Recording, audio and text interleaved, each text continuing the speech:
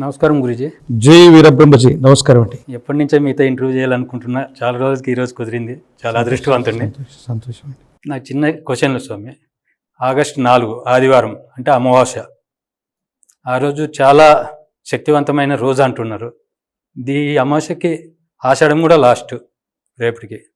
ఈ అమావాస్యకు ఉన్న ప్రత్యేకత ఏంటి స్వామి? సనాతనమైనటువంటి వేదవాంగ్మయాల్లో ఉన్నటువంటి అంగాళ్ళు జ్యోతిషాస్త్రం అన్నటువంటిది చాలా అద్భుతమైంది. శూన్యతిథిగా పేరుపడ్డటువంటిది, విశేషవంతమైనటువంటి శక్తి కలిగినటువంటిది, రాత్రి బలం కలిగినటువంటిది అమావాస్య. సృష్టిలో విశేషవంతమైనటువంటి కృష్ణవర్ణం, మీరు వేసుకున్నటువంటి నలుపు వర్ణాన్ని కృష్ణవర్ణంగా చెప్తారు.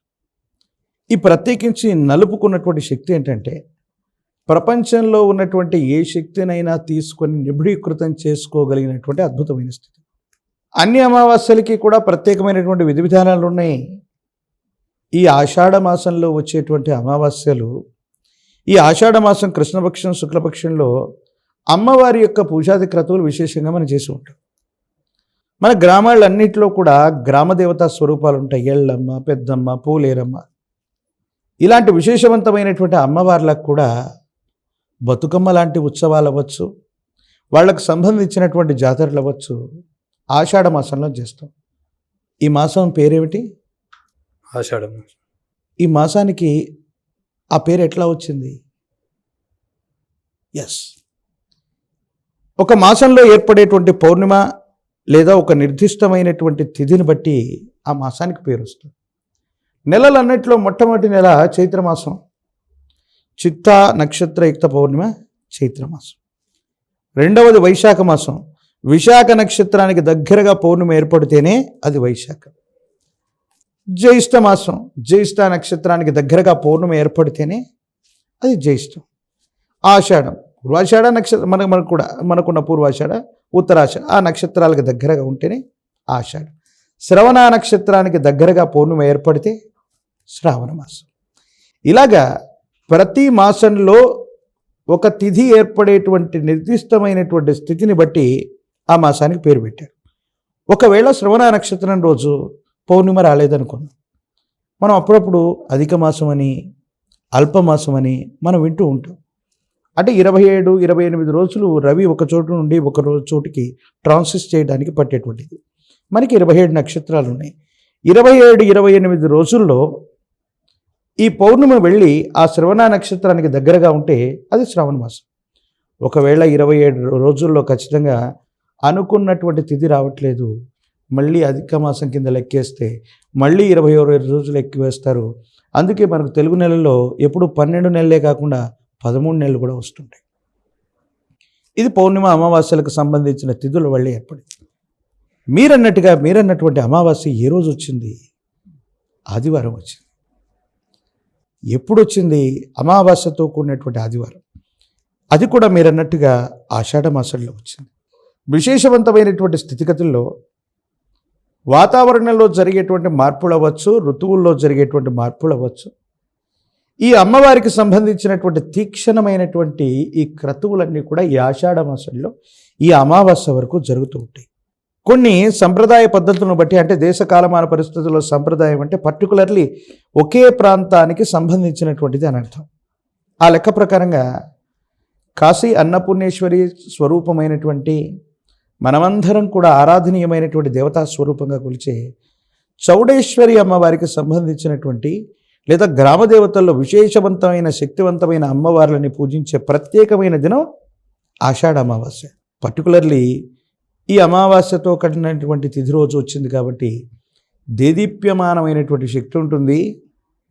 ఏవైనా సరే నకారాత్మకమైనటువంటి శక్తుల్ని పారద్రోలేటువంటి శక్తి అమావాస్యకు ఉంటుంది. మనమందరం కూడా అమావాస్య అంటే ఇది దుర్దినమనో, ఏ కార్యక్రమాలు మొదలు పెట్టకూడదనో, అసలు అమావాస్య అన్నటువంటి శూన్యతిథి రోజు ఏమైనా చేస్తే సక్సెస్ రాదనుకుంటాం.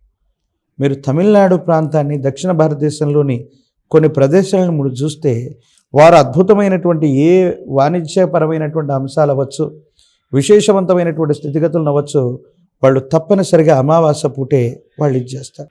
నేను చెప్పొచ్చేటువంటి అంశం ఏంటంటే, ఆషాఢ అమావాస్య అయినటువంటి ఈ ఆదివారం విశేషవంతమైంది. అమ్మవారికి సంబంధించినటువంటి దేవీ దేవతల యొక్క ఉపాసన చేసిన, విశేషవంతమైనటువంటి అమ్మవారికి సంబంధించినటువంటి స్థితిగతుల్లో గనక మనం ఏదైనా మూలమంత్రాన్ని చేసిన, మీ దైనందిన జీవితంలో ఎన్నో మాసాలుగా, ఎన్నో సంవత్సరాలుగా తీరనటువంటి కష్టాలతో భావన పడుతూ ఉన్న ఈ ఒక్క అమావాస్య అమ్మవారి యొక్క దేవీ దేవతల యొక్క విశేషవంతమైన మూలమంత్రాన్ని గనక, లేదా మీకు ఒకవేళ గురుముఖత మూలమంత్రం లేకపోయినా ఓం శ్రీమాత్రే నమః, ఓం శ్రీమాత్రే నమః, ఓం శ్రీమాత్రే నమః అన్నటువంటి మంత్రాన్నైనా సరే విశేషవంతంగా జపించిన మీ దైనందిన జీవితంలో అద్భుతమైనటువంటి ఫలితాలు వస్తాయి. ఎంతో కాలంగా ఎన్నో రకాలైనటువంటి ఆర్థిక, ఆరోగ్య, సామాజిక, కుటుంబపరమైనటువంటి విషయాల్లో ఏర్పడుతున్న ప్రతిబంధకాల నుంచి మీరు తప్పకుండా బయటపడేటువంటి అవకాశం ఉంది. ఎన్నో జన్మలుగా మనల్ని వెన్నట్టి వస్తూ ఉన్నటువంటి సంచితమైనటువంటి పాపకర్మలు కూడా తొలగిపోతాయి. మీ దైనందిన జీవితంలో ఉజ్వలమైనటువంటి భవిష్యత్తు తప్పకుండా ఉండబోతుంది అనటంలో ఎటువంటి సందేహం కూడా లేదు. దేశకాలమాన పరిస్థితుల్లో ఎన్నో విశ్వాసాలు, మూఢాచారాలు వచ్చినప్పుడు 400 సంవత్సరాల క్రితమే విశ్వభవితను చెప్పిన కాలజ్ఞాని జగద్గురు వీరబ్రహ్మేంద్ర స్వాముల వారు 84 లక్షల చరాచర జీవకోటిలో భగవంతుడు అన్నటువంటి వాడు అందరికీ తండ్రి అయితే అమ్మవారి స్వరూపమైన ప్రకృతి అందరికీ తల్లి.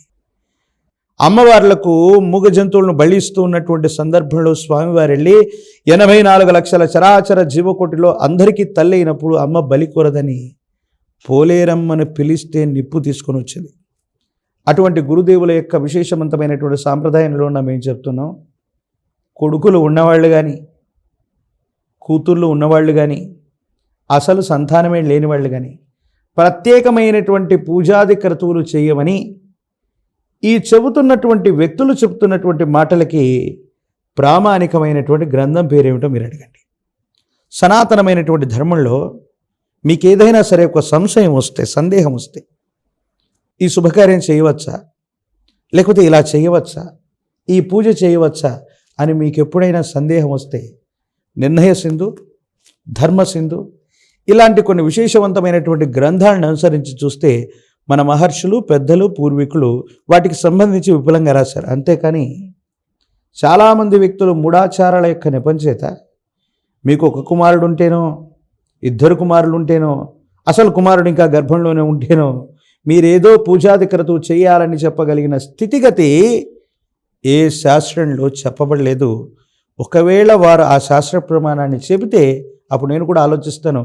కాబట్టి ఎవరు కూడా పూజాది క్రతువులు చేయలేకపోయాం కాబట్టి మా అబ్బాయి చదువుకోవట్లేదు, పూజాది క్రతువులు చేసుకోలేకపోతున్నాం కాబట్టి మా వాడు ఫారెన్ వెళ్ళేటువంటి ఫ్లైట్ తప్పిపోయింది, పూజాది క్రతువులు చేయలేదు కాబట్టి మా వాడికి పెళ్ళి అవ్వట్లేదని మీరు ఏమాత్రం బెంగ పెట్టుకోకండి.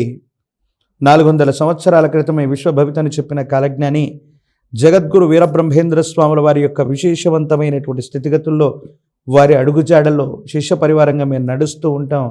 ఈ పూజాది క్రతువు చేయకపోయినా ఈ అమావాస్య పూట పుత్రులు లేదా పుత్రులు లేని వాళ్ళు ప్రత్యేకమైన విధి విధానంలో పూజ చేయాలని ఎక్కడా లేదు. ఇది ఎవరో సృష్టించినటువంటి అసంకల్పితమైనటువంటి ప్రచార ఆర్భాటమే తప్ప ఇందులో వాస్తవం లేనే లేదు. వాళ్ళని అడగండి, ఈ విషయం ఎక్కడ ఏ గ్రంథంలో చెప్పబడిందో. ప్రమాణం లేనటువంటి వ్యక్తులు, ప్రమాణం తెలుసుకోలేనటువంటి వాళ్ళు కూడా మాధ్యమాలు, సామాజిక మాధ్యమాలు దగ్గరగా ఉండటం వల్ల గాలి వార్తలు అంటారు కదా, అలా పుట్టిస్తుంటారు.